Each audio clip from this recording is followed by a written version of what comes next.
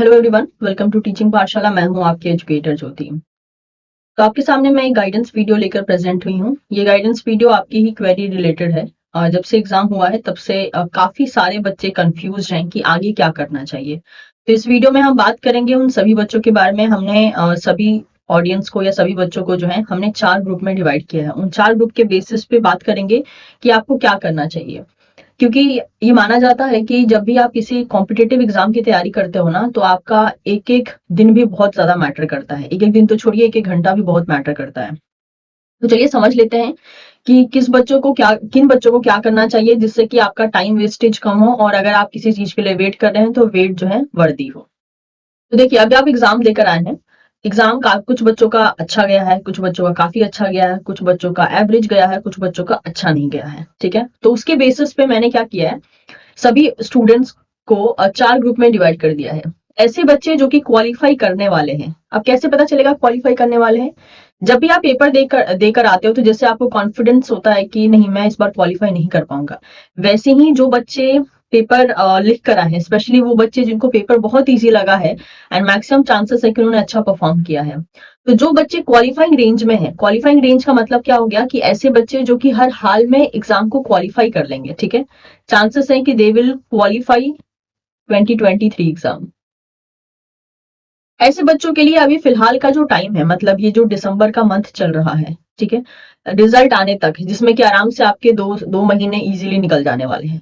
तो ऐसे बच्चे जो हैं अपने रिस्क पे वेट कर सकते हैं, लेकिन मेक श्योर ये वेट तभी हो जब आपको 100%, ठीक है, कॉन्फिडेंस हो कि यस, आप ये एग्जाम क्वालिफाई कर लेंगे जो आप इस बार देकर आए हैं।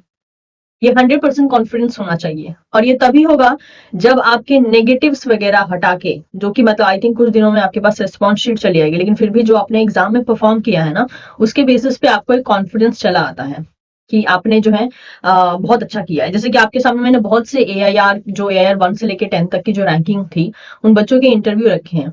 तो उनमें उनको आप मैक्सिमम टाइम ये बोलते हुए देखोगे कि मैम, हम एग्जाम हॉल से जब आए थे तो ही हमें समझ में आ गया था कि हमारा इस बार हो जाएगा। तो ऐसे बच्चे, ठीक है, वो जो है क्या कर सकते हैं, वो वेट कर सकते हैं। लेकिन इस वेट पीरियड को क्योंकि यूटिलाइज भी करना है, तो आप जो है इंटरव्यू की तैयारी कर सकते हैं।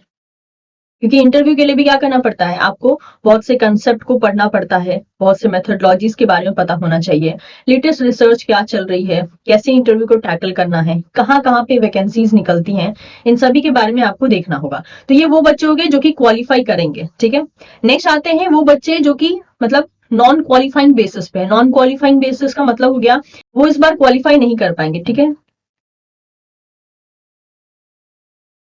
वो इस बार क्वालिफाई नहीं कर पाएंगे, वो एग्जाम देकर आए हैं, उनको ये चीज समझ में आ गई है। अब ये जो मतलब क्वालिफाई नहीं कर पाएंगे, इसके पीछे 2 रीजन है। या तो स्टूडेंट काफी ज्यादा नया है, इस बार सिर्फ उसने क्या किया था, ट्रायल दिया था। ठीक है, ये ट्रायल था, this is a new student. और एक वो बच्चा है जो प्रिपरेशन तो किया था, लेकिन एग्जाम जो है उसका अच्छा नहीं गया। फाइन, ये दोनों ही बच्चे जो कि ऑलमोस्ट श्योर हैं कि इस बार हमारा नहीं हो पाएगा। तो क्योंकि आपको पता है कि जो हमारा नेक्स्ट साइकिल है वो जून 2024 में होगा, और जून 2024 को अगर आज से भी मैं गिनती हूं तो आपके पास जो है मोर और लेस 5.5 महीने का टाइम है। ठीक है, कंप्लीट 6 मंथ भी हम नहीं ले रहे हैं, क्योंकि जून, मिड जून में हो सकता है या 20 जून के बाद एग्जाम हो सकता है, तो यानी हमारे पास जून का मंथ कंप्लीट है ही नहीं। एक रफ बेसिस पे कहें तो अगर जून में एग्जाम भी होता है ना, तो जून का जो भी टाइम होगा वो आप रिवीजन में निकालोगे। यानी सिंपल भाषा में कहें तो आपके पास सिर्फ 5 मंथ का टाइम है फिलहाल में। तो इसीलिए अगर स्टेप आप अभी नहीं लोगे तो देरी हो जाएगी, फिर आपका सिलेबस वापस से वही चीज रिपीट होगी जो इस बार रिपीट हो रही है। तो न्यू स्टूडेंट हो या वो स्टूडेंट जो कि इस बार क्वालिफाई करने वाले थे, लेकिन उनका एग्जाम इतना खराब गया कि वो श्योर है कि हम क्वालिफाई नहीं कर सकते हैं, तो ऐसे दोनों ही स्टूडेंट्स के लिए यही सजेशन है कि you can restart your preparation.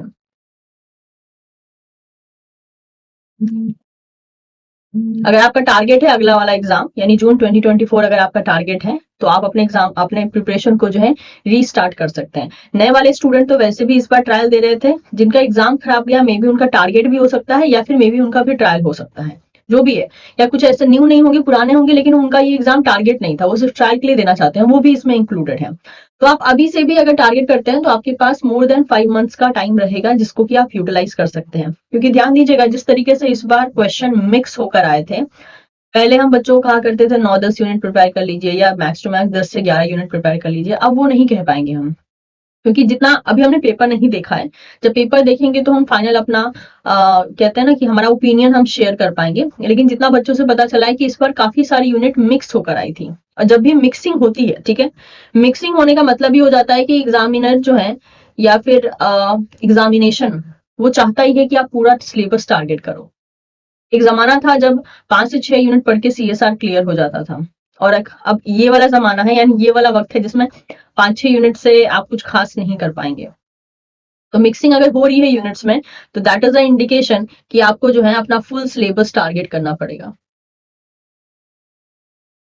तो जो भी न्यू बच्चे ऑब्वियसली उन्होंने भी फुल सिलेबस टारगेट नहीं किया होगा, और जिन बच्चों का एग्जाम मान लीजिए खराब गया है, आई हैव नो आइडिया कि उन्होंने फुल सिलेबस टारगेट किया था या नहीं किया था। तो इस बार आप ये कर सकते हैं कि आप फुल सिलेबस को टारगेट कर सकते हैं, ताकि इस बार आपके मार्क्स को स्कोर करने के चांसेस मैक्सिमाइज हो जाए। नेक्स्ट वो बच्चे हैं जो कि बॉर्डर लाइन पे हैं। बॉर्डर लाइन का मतलब क्या हो गया कि उनको 50% यकीन है कि उनका सिलेक्शन हो जाएगा, तो कहीं 50% यकीन है कि सिलेक्शन नहीं हो पाएगा। ठीक है, मतलब कि फुल कंफ्यूजन। ये बच्चे फुल कंफ्यूजन में है, और होता भी है, कितनी बार हम लोग के साथ भी हुआ है कि जब बॉर्डर लाइन पे मतलब एग्जाम ऐसा गया है कि लग रहा है कि यार इतने नेगेटिव हो जाए तो सिलेक्शन हो जाएगा, लेकिन अगर 2 और नेगेटिव हो गए ना तो सिलेक्शन नहीं होगा। अब ये बॉर्डर लाइन पे जो स्टूडेंट्स हैं वो क्या कर सकते हैं, वो भी जो है अपनी तैयारी शुरू कर सकते हैं। क्योंकि देखिए, हो गया तो बहुत अच्छा, और नहीं हुआ तो वो जो तैयारी अभी से हो, क्योंकि देखिए ये रिजल्ट, बाकी सब चीजें मतलब कि आपका रिस्पॉन्स शीट, कट ऑफ, फिर स्कोर, ये सब लाने में ना बहुत एक अच्छा खासा टाइम फ्रेम चला जाता है आपका। 1.5 से 2 महीने इजीली आपके निकल जाएंगे, और 1.5 से 2 महीने बाद आपको पता चलेगा कि आप क्वालिफाई नहीं कर पाए, तो सोचिए वो 2 महीने जो वेस्टेज गया है वो कहाँ, मतलब उसको आप कैसे हैंडल करोगे, कैसे उसको कंपनसेट करोगे। तो अगर आपके पास कंफ्यूजन है ना कि आप मे बी क्वालिफाई कर भी सकते हो, नहीं भी कर सकते हो, कोई दिक्कत नहीं है। इस कंफ्यूजन में भी जो है आप अपनी प्रिपरेशन को रीस्टार्ट कर दीजिए। लेकिन डिसहार्टन होके रीस्टार्ट करने की जरूरत नहीं है, क्योंकि आपको ये भी सोचना है कि यहाँ पे 50-50% चांसेस हैं, और ये जो रीस्टार्ट आप करोगे ना अपनी प्रिपरेशन को, ऐसा नहीं है कि आपको नुकसान देगा। पढ़ाई कभी भी नुकसान नहीं देती है। आप कोशिश कीजिए कि उसमें आप उन टॉपिक को पढ़िए, अगर आप अपनी प्रिपरेशन को रीस्टार्ट कर रहे हैं तो उन टॉपिक को पढ़िए जिसको अभी तक वो जो कि अनटचेबल थे, जिसको कि आपने अभी तक जो है टच ही नहीं किया था, प्रिपेयर ही कभी नहीं किया था, उन टॉपिक से शुरू कीजिए। उससे क्या होगा, उससे 2 चीज होगी। अगर आप क्वालिफाई कर गए तो वो जो टॉपिक जो कभी तक कभी भी आपने लाइफ में टच नहीं किया था, जो यूनिट्स आपने कभी टच नहीं किए थे, वो उसके बारे में आपके पास नॉलेज आ जाएगा, तो that is a plus point. और अगर भगवान ना करे अगर आपने क्वालिफाई नहीं किया, तो वो टॉपिक आपके प्रिपरेशन में काम आ जाएगा। तो 2 यहाँ पे चीजें हो सकती हैं, ठीक है। और अगर कहते हैं ना कि वो टॉपिक हो सकता है आपके इंटरव्यू टाइम में भी काम आ जाए, तो क्योंकि आपको इंटरव्यू टाइम के लिए भी अच्छी खासी प्रिपरेशन करनी पड़ती है, तो ये जो आप अपने प्रिपरेशन को रीस्टार्ट करोगे ये कहीं वेस्ट नहीं होगा, ये कहीं ना कहीं आपके काम आ ही जाएगा। और सभी स्टूडेंट से ये मतलब गुजारिश है मेरी कि आपका एग्जाम, कुछ बच्चों का एग्जाम अच्छा गया, कुछ बच्चों का खराब गया, कुछ बच्चे काफी दुखी हैं, तो देखिए ये जिंदगी का हिस्सा है, right. Exam is a part of our life, not the complete life. तो अगर कोई चीज अच्छी नहीं गई है तो हमें ये कोशिश करनी पड़ेगी कि अगर हमारा वो टारगेट है, अगर वो हमारा एम है, तो हम उसे अगली बार अच्छा बनाने की कोशिश कर सकते हैं। देखिए, हम एग्जाम में कोई सुधार नहीं कर सकते हैं, या एग्जाम को बदल नहीं सकते हैं, हम खुद को बदल सकते हैं। तो आप कोशिश ये कीजिए कि इस बार का जो आपने लेवल देखा है खुद की तैयारी को उस लेवल तक पहुंचाने की, हमने अभी तक पेपर नहीं देखा है, पेपर देखने के बाद हम और अच्छे से जो है आपको गाइडेंस दे पाएंगे। मैं भी पेपर का वेट कर रही हूँ। और जैसे कि हर बार जब भी एक पेपर आता है, जिस तरीके से उसमें चीजों को मैनिपुलेट कर रखा होता है, जिस तरीके से उसमें मॉडिफिकेशन कर रखा होता है, हम अपने नोट्स में, अपनी टीचिंग में भी उसी तरीके से मॉडिफिकेशन करते हैं, because that is the only way to tackle that change. तो हम खुद को बदलते हैं। तो ऐसे ही आप सभी बच्चों से ये रिक्वेस्ट है, जो भी बच्चे सेल्फ प्रिपरेशन कर रहे हैं या कहीं और से प्रिपरेशन कर रहे हैं, वो अपने लेवल को जो है थोड़ा सा अपग्रेड कीजिए, जिस तरीके से आपका पेपर अपग्रेड होकर आ रहा है, ठीक है। और इन केस अगर आप में से कोई भी बच्चा हमारे साथ प्रिपरेशन करना चाहता है, तो आप हमारे साथ भी कर सकते हैं वेदमी के प्लेटफॉर्म पे। प्ले स्टोर से जो है वेदमी ऐप डाउनलोड कीजिए। अभी फिलहाल में वेदमी के CSIR और बाकी सारे कोर्सेज पे जो है 24% का डिस्काउंट चल रहा है। ये 24% का डिस्काउंट जो है 2024 जो ईयर आ रहा है उसके, आप कह सकते हो एक ऑफरिंग पीरियड के बेसिस पे हम चला रहे हैं। तो ये जो ऑफर है ये वैलिड रहेगा टिल 3rd of Jan। आप इससे पहले अगर सब्सक्रिप्शन लेते हैं तो 24% का आप डिस्काउंट अवेल कर पाएंगे।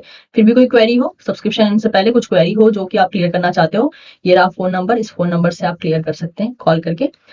ये रहा वेबसाइट, यहाँ वेबसाइट पे विजिट कर सकते हैं, गूगल प्ले स्टोर से ऐप डाउनलोड कर लीजिएगा और तब जाके आप सारी चीजों को देख सकते हैं वहाँ पे कौन कौन सी चीजें चलेंगी। ठीक है, 8 ऑफ जैन से जो है 8 ऑफ जैन 2024 से जो थ्योरी क्लासेस होंगी वो शुरू हो जाएंगी। अभी फिलहाल में रजिस्ट्रेशन ऑनगोइंग है।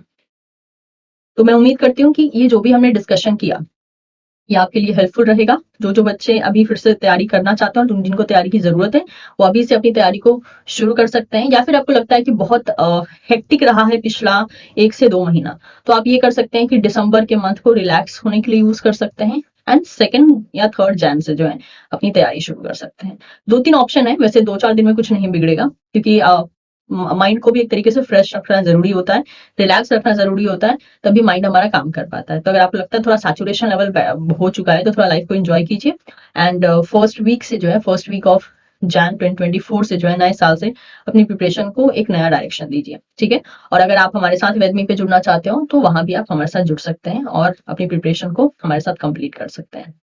तो thank you so much everyone. और भी कोई इशू हो आपके पास आप कमेंट सेक्शन में मुझे बता सकते हैं ताकि मैं उन इशू से रिलेटेड आपके लिए कुछ गाइडेंस ला पाऊँ। Thank you so much. इसे आप अपने दोस्तों के साथ भी जरूर शेयर कीजिएगा and don't forget to subscribe teaching Pathshala for more such video updates. Thank you so much. Will see you soon in the next session.